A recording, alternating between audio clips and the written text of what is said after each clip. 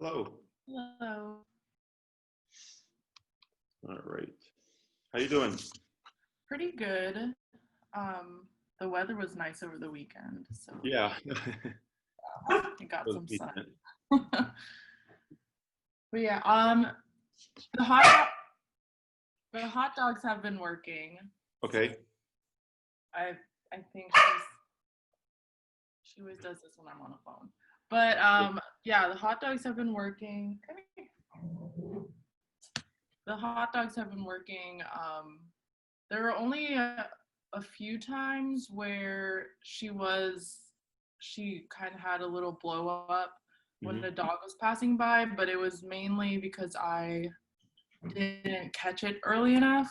Sure. So the times where it did work were when I caught it, or I put her in like a sit and in that position already, and then she noticed the dogs. But then the other times where she noticed the dog and then I had her in a sit. So that one's still, and I'm still trying to work on that. But for the most part, like the hot dogs have been really working. I think it's starting to click with her. Even when I take her out just for a quick potty break, like right outside and don't have the collar on her, if there's a dog nearby, she doesn't seem as interested, but that's only like, which is nice. And then trying to think of what else. Yeah, and then we were able to walk past some other dogs that were playing off leash in the park. So we were taking a walk and we stopped a few times just to gather ourselves. And then and she was kind of whining a little bit, but but there was no like big blow up. We were able to walk past them and it was totally fine. The dogs just kind of minded their own business. They didn't bother us at all, so that was good. But yeah, that's all I really have for updates for her. Sure. So let's go to so if you see the dog first, you place her in a sit and you start that process, you're fine. Yeah. But then it's when she sees the dog like before you can place her in position, is when you've seen the blow-ups.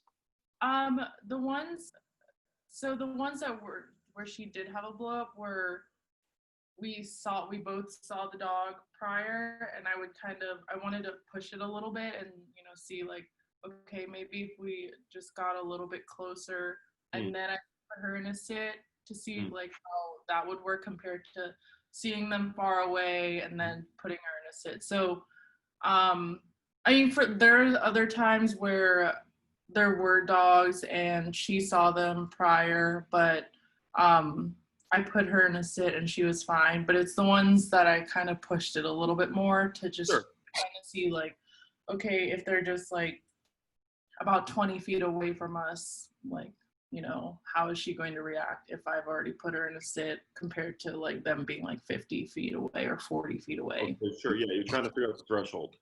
Yeah. Yeah. Okay. And what's the distance at Mac? How do you say?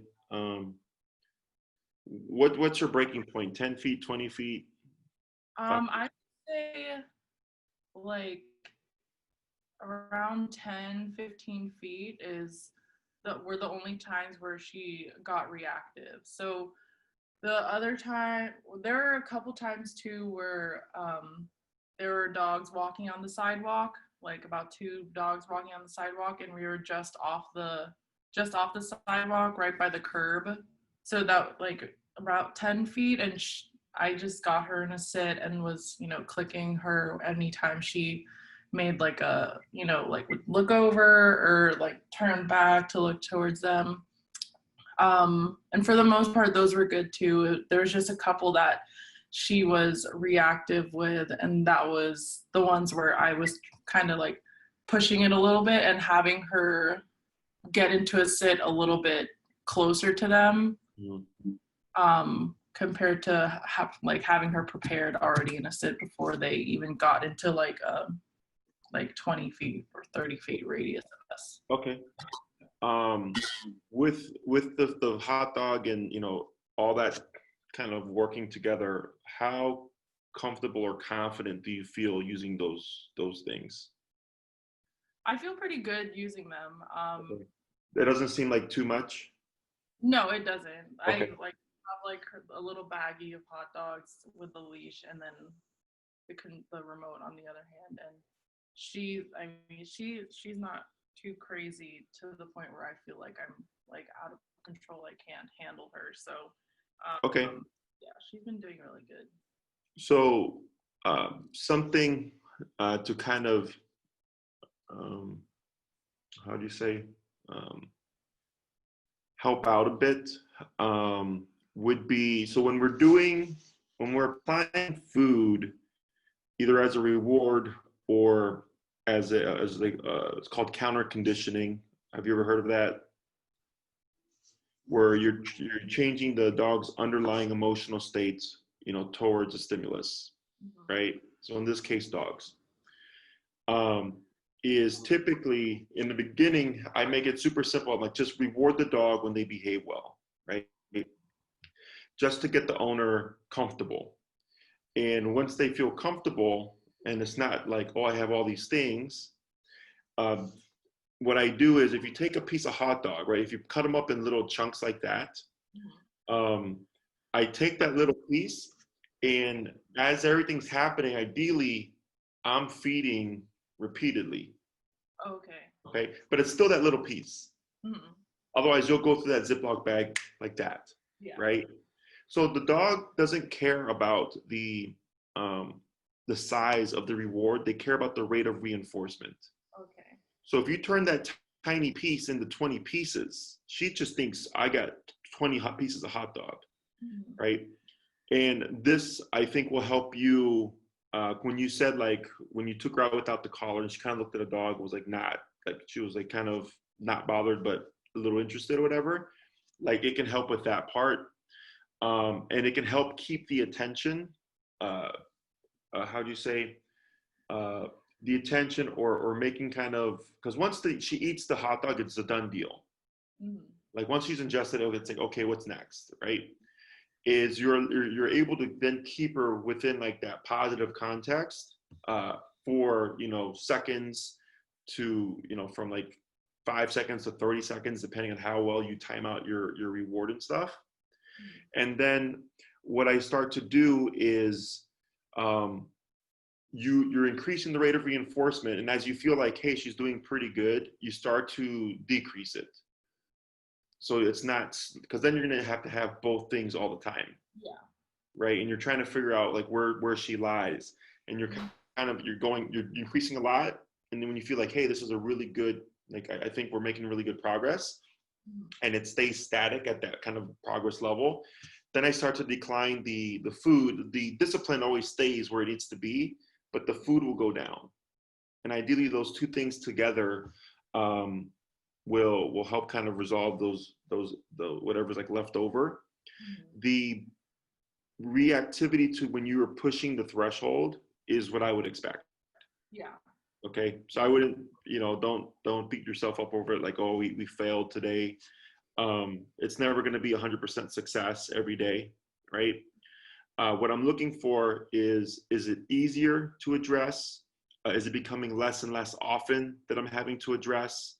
And everybody's progress line, of course, is always different, but those are things that I always kind of keep an eye out for.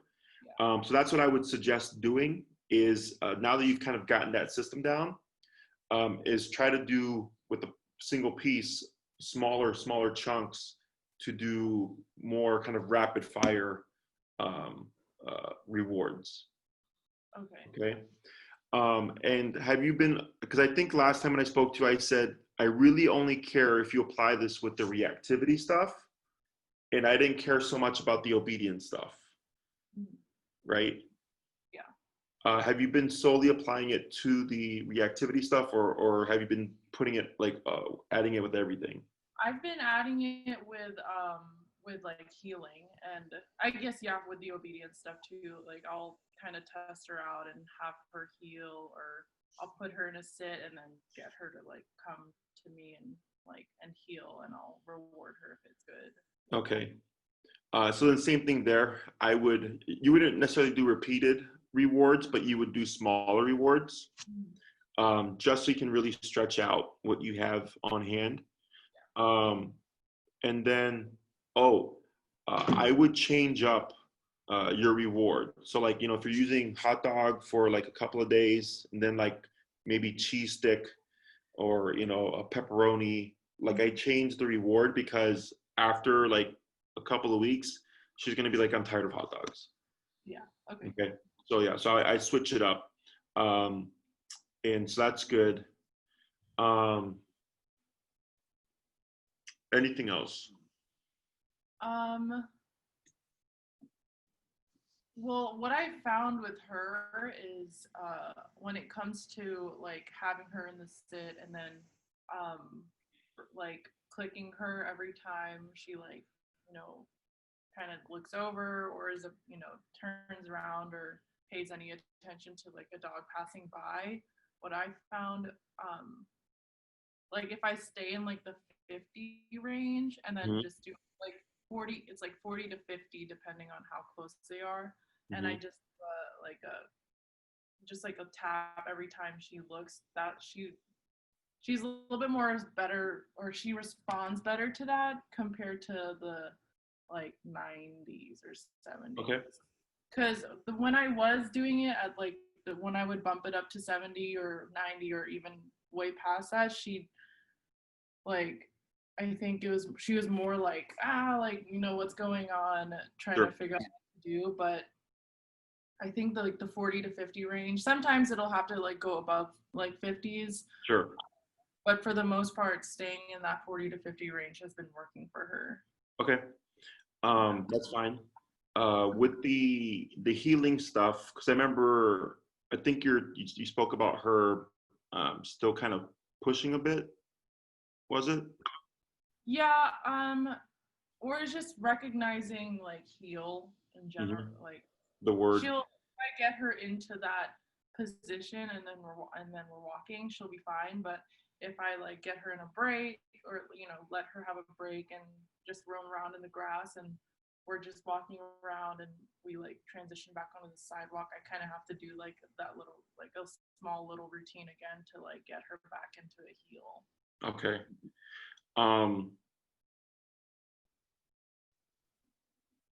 Are you finding you're having to correct less for that? Yes. Yeah. Okay. Good. Yeah, I mean, that all sounds fine. There's no concrete answer, like you have to experiment. So that all sounds fine. If you go down lower just for the looking, and you tap her, once she looks at you or looks away from the dog, are you rewarding there, or are you just using the collar? When we're sitting down, or Correct.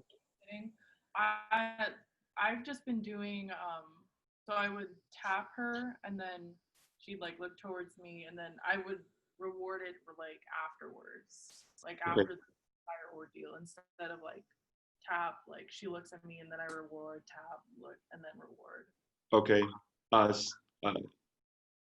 Okay, so like within that one context, right? So like, let's say you see a dog passing, you step aside, she looks, and you tap, and she looks at you. After the dog is passed is when you would reward, or you reward during that time when she's looked at you? When the dog has completely passed, Okay. that's when I'm rewarding. Okay, and what's like your success rate with that? Pretty good. They're like, for the most part, we didn't, like this past week, we only had maybe like 2 to 4, like 2 to 4 instances where she was reactive, or kind of broke out of that sit and got a little bit reactive. And those times was when I was like trying to push it a little bit more for her, or the dog was like staring her down, and was in our bubble and was kind of staring her down. So yeah. Okay. What I would do when if you're gonna push it more is, I think you're fine with the, tap dog passes reward. You could alternatively, tap and immediately reward to make it real clear, right? Yeah. And if you're gonna push it, you definitely, within those contexts, want to raise the rate of reinforcement. Okay. To balance things out, right? Because you're trying to close the gap, and a single reward, especially after the taps happen and there's that gap of waiting for the dog to pass, is it'd be, you press it, you have her position, you do the tap, she gets your attention, immediately feed, and then get ready, and then within like a second to maybe two, you're already with the next one, and you're just keeping her engaged that whole time. And then as you press it more, and you start you start to add more gap between the reinforcement, and you should see her holding that attention for longer and easier. Okay. So whenever we do training, it's like you're balancing things out, right? So like if I'm doing purely negative or positive punishment, really, where you're adding something negative, I'm anticipating if I'm getting closer to the stressor, I'm probably going to be higher on the collar, right? To counter that.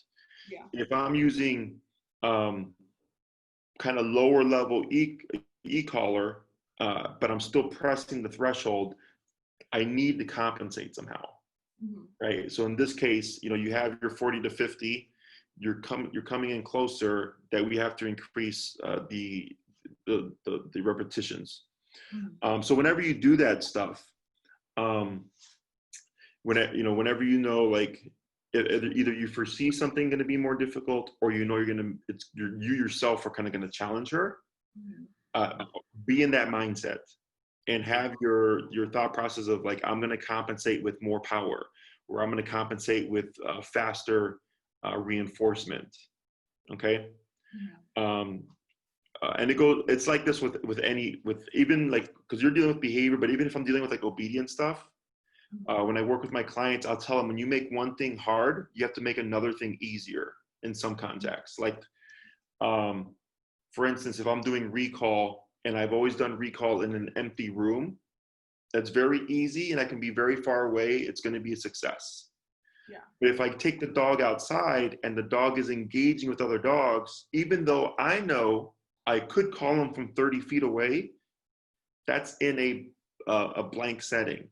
Yeah. And if there's a distraction, I'm moving really close, 5 to 10 feet away. So I'm making that easier because the setting is harder. Does that make sense? Yeah. So kind of have that mindset whenever you're doing stuff with her, is either balancing things out, either through power or through reinforcement, or if you're going to make one thing harder, make another thing easier, So if she becomes reactive and I just care about stopping the behavior, I won't care about exact positioning of the heel. I just care about her not being reactive. Yeah. Okay. Anything else? No, that's all I have right now. We're just working through the same thing, but she has she's been responding really well to the added like hot dogs. Okay. So what I would suggest is, we've done 20 minutes, is that we save those 40 minutes and we can split them into 2 20-minute sessions. Okay. Yeah. That work for you? Yeah, that works for me. Okay. Yeah. I want you to get the most out of this. Okay. So I think we've got some good progress. And then I would give it, I would say 2 weeks. Okay. Right. If you need me sooner, you're more than welcome to. But I think 2 weeks is plenty of time for you to make these changes and then see what happens. Okay. Awesome. If you need anything else, you let us know. All right. Sounds good. Thank you so much. You're welcome. Bye.